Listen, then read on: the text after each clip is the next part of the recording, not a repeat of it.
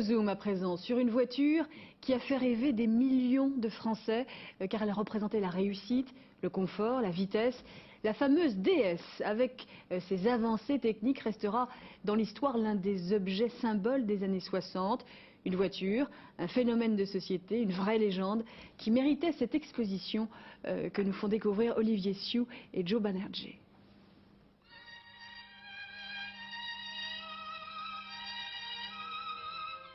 La DS, tout un art de vivre que les publicitaires de Citroën excellaient à saisir.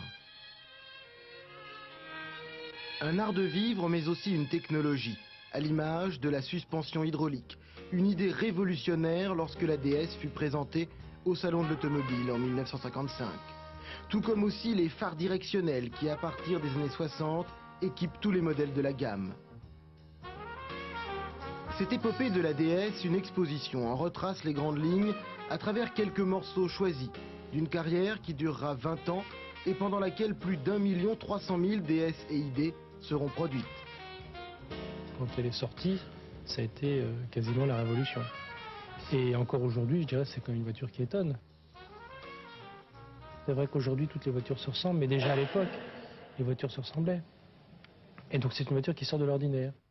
La DS deviendra vite la voiture de la bourgeoisie, des PDG et des ministres, ce qui donnera à quelques grands carrossiers l'idée d'en faire des coupés et des cabriolets, exemplaires souvent presque uniques. Et puis bien sûr, il y a la DS présidentielle, 6,55 m de long, une voiture faite à l'échelle d'un homme qui pourtant ne l'utilisera guère. Le général de Gaulle ne supportait pas de ne pouvoir parler avec son chauffeur qu'à l'aide d'un interphone. La DS colle à son époque, celle de la croissance, de la prospérité retrouvée, et des 30 glorieuses, celle d'avant la crise.